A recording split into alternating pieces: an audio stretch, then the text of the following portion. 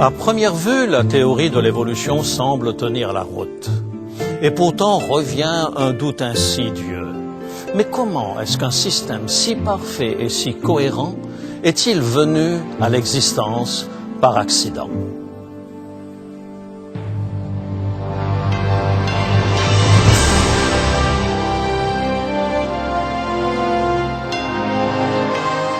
Elle a résisté à l'épreuve du temps. La Bible, le livre de la révélation, est toujours d'actualité dans le monde complexe d'aujourd'hui. Voici, il est écrit. C'est un message de foi et d'espérance que vous présente maintenant José Élysée.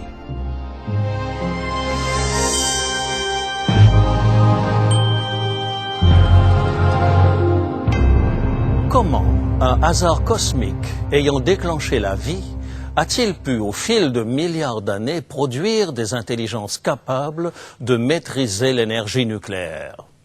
Que peut nous apprendre un morceau du cerveau d'Einstein à ce propos? Albert Einstein continue de fasciner le commun des mortels. Bon an, mal an, des centaines d'études sont publiées à propos de ses théories. Des colloques de savants sont organisés dans le monde entier.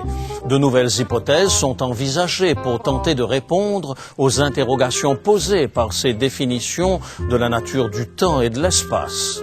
Non seulement Einstein a joui d'une aura considérable dans les milieux scientifiques, mais il a aussi fait l'objet de l'adulation de l'homme de la rue. En 2005, Jean-Claude Carrière a écrit un roman intitulé Einstein, s'il vous plaît. Walter Matthau a tenu le rôle d'Einstein dans le film IQ. Alan Lightman a écrit Le rêve d'Einstein. Et l'acteur Steve Martin a monté un spectacle sur Einstein. En 1976, Philip Glass, lui, a consacré un opéra intitulé Einstein sur la plage. Et un réalisateur australien, Yahoo Serious, c'est vraiment son nom, a mis en scène le film Le jeune Einstein. Si vous entrez le nom d'Albert Einstein sur Amazon.com, des milliers et des milliers de titres vont apparaître traitant de sujets aussi sérieux que la relativité ou la nature corpusculaire de la lumière, jusqu'aux 365 jours du bébé Einstein, livre dont le titre est racoleur, mais n'a pas grand-chose à voir avec Einstein. Chaque année, le magazine Time élit l'homme de l'année. Mais en 1999, il a choisi Albert Einstein comme l'homme du siècle. Peu de gens connaissent d'Einstein autre chose que sa célèbre formule E égale mc². Vous avez certainement entendu des anecdotes sur l'enfance et la jeunesse chaotique d'Einstein, avant qu'il ne devienne la figure emblématique de la science au XXe siècle. Tout d'abord, il a commencé à parler très tard. Même à 9 ans, il avait de la peine à s'exprimer dans sa langue maternelle et ses parents ont craint à un moment qu'il soit retardé mentalement. Il n'était pas un élève brillant non plus. Selon le biographe Ronald Clark, lorsque le père d'Albert demanda à son maître d'école vers quelle profession son fils devrait s'orienter, celui-ci aurait répondu « Aucune importance, il ne réussira nulle part ». En 1895, à l'âge de 16 ans, Albert Einstein se présente à l'examen d'entrée de l'École polytechnique fédérale suisse. Il le rate. Il finit par y arriver, mais réussit de justesse à obtenir son diplôme, s'avouant lui-même incapable de suivre les cours, de prendre des notes et de travailler de façon scolaire. Pendant 2 ans, il postule pour des postes d'enseignant sans succès et finit par être embauché à l'Office des brevets de Berne. À cette époque, nul ne pouvait prédire quelle allait être la place d'Einstein dans l'histoire de l'humanité. Là, il rédige 4 essais de physique qui vont littéralement changer la vision que nous avons de l'univers. On raconte aussi qu'en 1921, un jeune chercheur aborda Einstein et lui dit qu'à partir de sa formule E égale mc², on pourrait créer une arme atomique. Einstein l'aurait rabroué, considérant cette éventualité comme insensée. Il n'empêche que 24 ans plus tard, l'arme nucléaire a été mise au point, fondée sur la formule d'Einstein, et depuis, nous sommes entrés, pour le meilleur ou pour le pire, dans l'ère nucléaire. En quoi Einstein a-t-il révolutionné le monde de la physique? Prenons une image toute simple. Voici deux jumeaux, Pierre et Jean. Pierre devient astronaute et Jean comptable. À 20 ans, Pierre est envoyé en mission spatiale pour une durée de 30 ans, voyageant à une vitesse proche de celle de la lumière. En gros, 300 000 km à la seconde. À cette vitesse, la lumière peut faire 7 fois et demi le tour de la Terre en une seconde.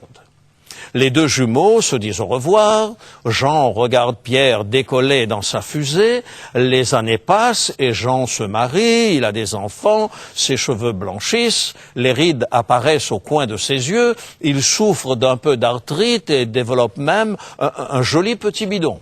30 ans plus tard, Pierre revient de son voyage dans l'espace, Jean accourt pour serrer son frère dans ses bras, mais au lieu d'un jumeau de 50 ans comme lui, il retrouve un frère aussi jeune que le jour où il a décollé. Selon le calendrier de Pierre, il n'est parti que depuis 2 ans, tandis que pour Jean, 30 années se sont écoulées. Ne me demandez pas comment cela se fait, mais je sais que selon la théorie de la relativité d'Einstein, plus vous vous rapprochez de la vitesse de la lumière, plus le temps ralentit. Cette théorie nous a fourni une compréhension de l'univers qui comble certains des accords constatés entre les lois de la gravitation découvertes par Newton et les lois de la relativité restreinte énoncées en 1905 par Albert Einstein.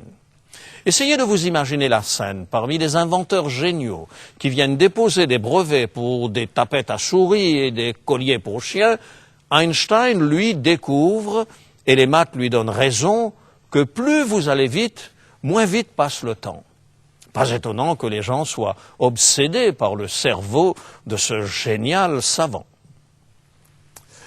Quelques années plus tard, Einstein récidive avec une théorie encore plus compliquée. Le seul problème, c'est qu'il fallait l'expérimenter. À cause de la Première Guerre mondiale, il allait falloir attendre quelques années pour faire cette expérience. Et voici qu'on demande à Einstein, supposons que l'expérimentation prouve que votre théorie est fausse. Et Einstein de répondre, dommage pour l'expérimentation, la théorie, elle, est exacte. En fait, Einstein avait raison, et notre compréhension du monde n'a plus été la même depuis. Pas étonnant que la combinaison du génie d'Einstein et de son côté excentrique a provoqué une fascination pour son cerveau. Cela allait prendre une tournure macabre à sa mort. Einstein meurt le 18 avril 1955 d'une rupture d'anévrisme et l'autopsie révèle que son cerveau est marqué d'une hypertrophie de l'hémisphère gauche. Ses cendres sont éparpillées dans un lieu tenu secret, conformément à son testament, mais en dépit de ses dernières volontés, son cerveau et ses yeux sont préservés par le médecin légiste ayant effectué son autopsie à des fins de recherche médicale. En fait, le cerveau d'Einstein n'a jamais servi à faire avancer la médecine. Le médecin légiste aurait même distribué des petits morceaux du cerveau d'Einstein à son entourage et à d'autres chercheurs. Mais à la fin de sa vie, probablement pris par le remords, il prit contact avec le parent le plus proche d'Einstein, l'une de ses petites filles vivant en Californie, et décida de lui faire parvenir le reste du cerveau du savant. Un journaliste, Michael Paterniti, offrit ses services au docteur pour le conduire jusqu'en Californie. Celui-ci accepta et ce fut l'occasion pour Paterniti d'écrire son livre « Driving Mr. Albert », racontant la saga du transfert des restes du cerveau d'Albert Einstein ballotté dans un Tupperware rempli de formaldéhyde dans le coffre d'une Buick Skylark de la côte Est à la Californie. La partie la plus intéressante de l'histoire, c'est lorsque Paterniti s'est retrouvé en face de la petite fille d'Einstein. Ils ont ouvert le contenant en plastique et elle s'est saisie de quelques morceaux du cerveau de son grand-père et elle a eu ce commentaire. Toute cette agitation, que pour ça? Ils étaient là, tenant dans leurs mains, physiquement, le cerveau dans lequel les idées les plus extraordinaires ont vu le jour. Et on ne peut s'empêcher de se poser la question fondamentale. Est-ce que tout le génie, les idées et les passions d'Einstein peuvent se résumer à ce morceau de matière cérébrale? Est-ce que tout le génie d'Albert Einstein n'était rien d'autre que ce morceau de matière grise confit? Ne sommes-nous que des corps physiques qui n'existons que parce que les lois physiques sont programmées pour produire des émotions, tout comme l'estomac produit des sucs gastriques? Ne sommes-nous que des phénomènes physiques, des atomes en mouvement, une synthèse de protéines et un circuit sanguin qui s'arrête un jour? Le génie d'Albert Einstein ne serait qu'un flot de sang alimentant un cerveau et puis plus rien? Pour trouver la réponse à cette question, vous devez d'abord résoudre celle de l'origine de l'homme. Si nous ne sommes que le produit de forces physiques mues par le hasard, comme bien des scientifiques et des philosophes l'affirment, alors la vie n'a vraiment aucun sens. Souvenez-vous de ce que vos manuels d'école vous ont appris sur l'origine de la vie. C'est si bien dit qu'on jurerait que l'auteur du manuel a assisté personnellement au Big Bang originel. Des milliards d'années de cela, une explosion qui a dispersé dans l'espace une infinité de matière en fusion. Cette masse s'est refroidie et grâce à la condensation, l'eau a fait son apparition, puis les acides aminés sont apparus mystérieusement et avec le temps et beaucoup de tentatives avortées, ils ont fini par donner existence à la vie. Au fil des millions d'années, la vie primitive a évolué en une gigantesque et vicieuse bataille pour la survie du plus apte, et finalement, nous avons hérité du cerveau d'Einstein. Peter Berger, qui a apporté la plus grande contribution d'après-guerre à l'étude de la religion au niveau de la métathéorie, l'a exprimé ainsi. Il n'y a rien de très réjouissant à se retrouver errant, seul, dans un coin perdu de l'univers, privé de sens humain. Il n'y a rien non plus de réjouissant à savoir que cette destinée est la conséquence d'un massacre sans finalité que Darwin, par pur euphémisme, a appelé la sélection naturelle. J'avoue que ce n'est pas du tout rigolo, effectivement. Le biologiste français athée Jacques Monod a de son côté écrit « L'ancienne alliance est rompue. L'homme sait enfin qu'il est seul dans l'immensité indifférente de l'univers, d'où il a émergé par hasard. Non plus que son destin, son devoir n'est écrit nulle part. À lui de choisir entre le royaume et les ténèbres. » S'il advenait que j'adhère à son idée selon laquelle nous sommes seuls dans l'univers, effectivement, il y aurait de quoi être pessimiste. Mais voilà, je refuse tout net d'accepter cette vision de l'origine du monde. Je crois que nous sommes ici par la volonté d'un créateur aimant, le Dieu révélé dans la Bible. Il nous a créés et il nous a donné le souffle de vie.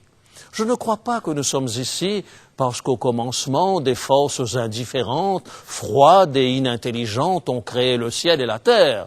Je suis ici parce que la Bible dit, dans Genèse chapitre 1er et le verset 1er, Genèse chapitre 1, verset 1, « Au commencement, Dieu créa les cieux et la terre. » Je ne crois pas que nous sommes ici par évolution, sélection naturelle ou par mutation génétique, mais parce que Dieu a dit dans Genèse chapitre 1er, versets 26 à 28, Genèse 1, versets 26 à 28, « Faisons l'homme à notre image, selon notre ressemblance, et qu'il domine sur les poissons de la mer, sur les oiseaux du ciel, sur le bétail, sur toute la terre et sur tous les reptiles qui rampent sur la terre. Dieu créa l'homme à son image, il le créa à l'image de Dieu, il créa l'homme et la femme, Dieu les bénit et Dieu leur dit, soyez féconds, multipliez, remplissez la terre et l'assujettissez et dominez sur les poissons de la mer, sur les oiseaux du ciel et sur tout animal qui se meut sur la terre. » Le créationnisme donne à notre existence ce sens dont nous avons cruellement besoin. Nous avons été désirés par Dieu, et parce que celui qui a voulu de nous, c'est notre Créateur, alors je l'adore. Rattachée à cette notion du Dieu créateur est celle du sens moral.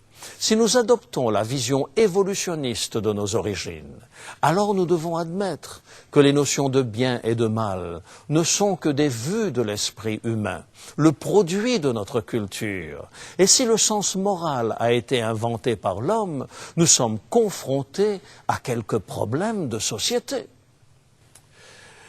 Si une culture estime qu'il est judicieux de jeter des vierges dans un volcan en éruption pour apaiser la colère des dieux, qui est autorisé à dire que c'est mal?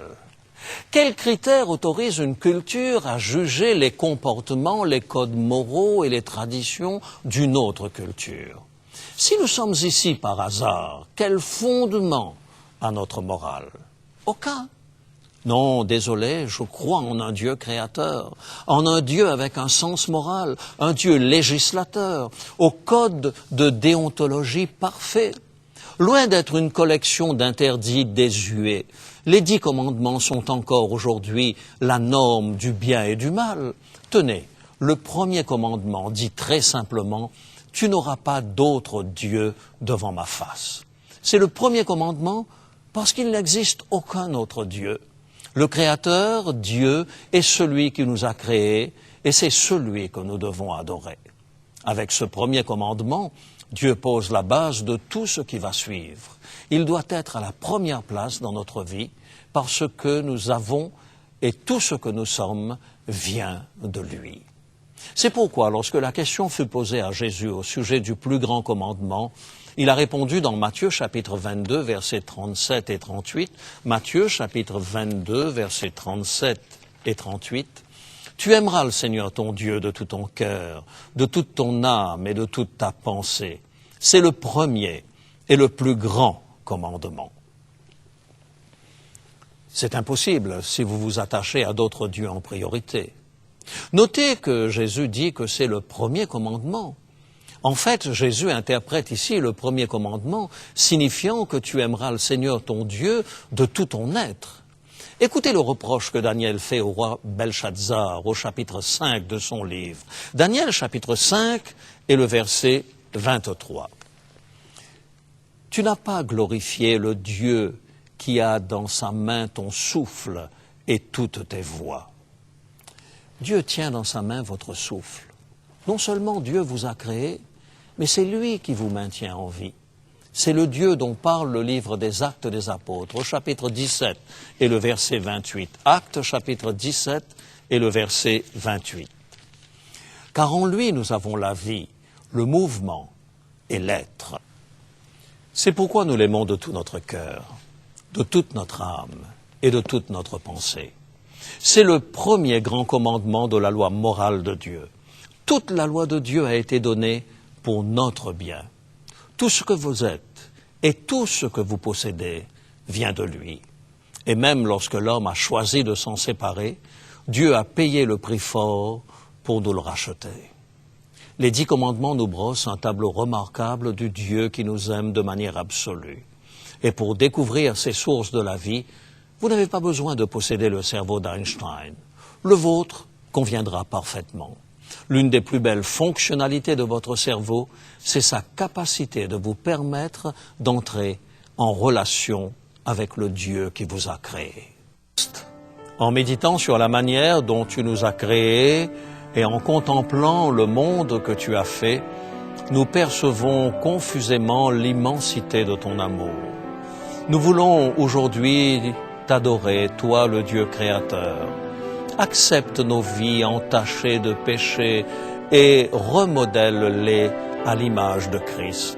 Nous te le demandons en son nom. Amen.